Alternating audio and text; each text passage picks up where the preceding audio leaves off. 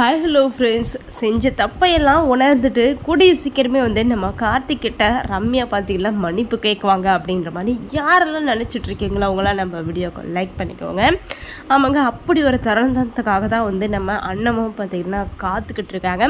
இப்போது ரம்யா பார்த்திங்கன்னா அவங்களுடைய செயல் ரொம்ப சூப்பராக போய்கிட்டு இருக்கு. அவங்களுடைய பிளான் ரொம்பவே சக்ஸஸ்ஃபுல்லாக போய்கிட்டு இருக்கு.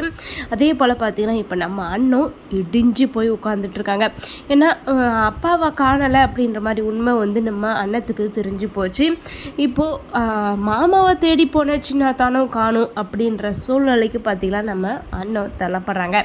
இப்போ ரெண்டு பேரையுமே எப்படி கண்டுபிடிக்குவேன் அப்படின்ற குழப்பம் ஒரு பக்கம், இன்னொரு பக்கம் பார்த்திங்கன்னா நம்ம கட்டைக்குண்டு பார்த்திங்கன்னா குட்டையை கலப்பி வச்சுருக்காரு.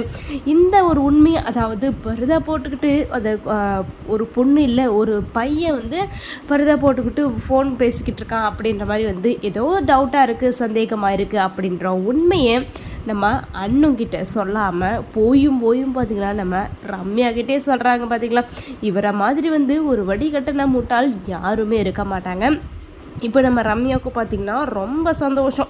எங்கிட்டே நீ என்னுடைய ஆளை பற்றியே நீ சொல்லிக்கிட்டு இருக்க, உனக்கு அப்போ எவ்வளோ தைரியம் இருக்கும் அப்படின்ற மாதிரி மனசுக்குள்ளே நினச்சிக்கிட்டு, ஆமாங்க இது நம்ம ரெண்டு பேருக்கும் உள்ள ரகசியம், யாருக்குமே சொல்லக்கூடாது, யாருக்குமே தெரியப்படுத்தக்கூடாது, இந்த ரகசியத்தை கட்டி காப்பாற்றணும், என்கிட்ட சொன்னது ரொம்ப நல்லதாக போச்சு அப்படின்ற மாதிரி நம்ம கட்டுக்குண்டுடைய மனசை பார்த்திங்கன்னா அப்படியே மாற்றிடுறாங்க. அவங்களுடைய மைண்ட் வைஸை பார்த்திங்கன்னா அப்படியே நம்ம ரம்யா பார்த்திங்கன்னா கேட்ச் பண்ணியிருக்காங்க.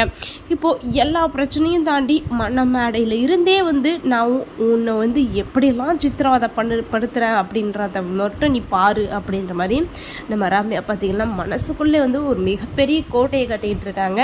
அதுவும் கூடிய சீக்கிரமே இடிஞ்சுக்குள்ளே போகுது அப்படின்ற உண்மை நம்ம ரம்யா இன்னமும் புரிஞ்சுக்கல. ஏன்னா அண்ணன் பார்த்திங்கன்னா போராடி வாத்தியாரையும் காப்பாற்றிட்டு வந்துடுவாங்க, அதே போல் நம்ம கார்த்திகையும் காப்பாற்றிட்டு வந்துடுவாங்க. வாத்தியாரை பார்த்திங்கன்னா மண்டபத்தில் இருந்தே வச்சுக்கிட்டு ஏமாற்றிட்டுருக்காங்க. ஆனால் இன்னொரு பக்கம் நம்ம கார்த்திகை இப்படி ஒரு நிலைமையை பார்த்திங்கன்னா நம்ம அண்ணன் ரம்யா பார்த்திங்கன்னா கொடுக்கவே கூடாது. ஏன்னா ஒரு சாக்கு பையில் மூட்டை கட்டி பார்த்திங்கன்னா ஒரு கிணத்துல போட்டுக்கிட்டு இருக்காங்க நம்ம ரம்யா.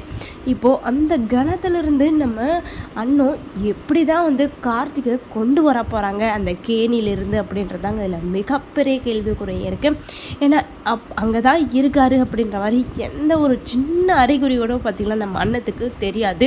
இந்த நேரத்தில் நம்ம செண்பகவல்லியும் பார்த்திங்கன்னா வச்சு செஞ்சுக்கிட்டு இருக்காங்க நம்ம அண்ணத்தை.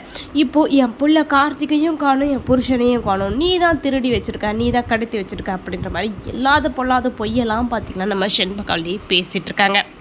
செண்பகவல்லிக்கு சொல்லியா தர தேவை, சும்மாவே ஆடுவாங்க, இதில் சனகையை வேற கட்டி விட்டுட்டா எப்படி ஆடுவாங்க. இப்போ ரெண்டு பேரையுமே காணும், இந்த கல்யாணத்தை நிறுத்துறதுக்காக இப்படி ஒரு பிளானை போட்டிருக்க, உடனடியாக உன்னை போலீஸில் கம்ப்ளைண்ட் கொடுக்குறேன், உன்னை உள்ளே தள்ள வைக்கிறேன், அப்போ தான் நீ திருந்துவ அப்படின்ற மாதிரி இல்லாத பொல்லாத பொருளையெல்லாம் நம்ம செண்பகவல்லி பார்த்திங்கன்னா இதுதான் சாக்கு, இதுதான் சமயம் அப்படின்னு சொல்லிட்டு அவங்களுக்கு சாதகமாக பயன்படுத்திகிட்டு இருக்காங்க.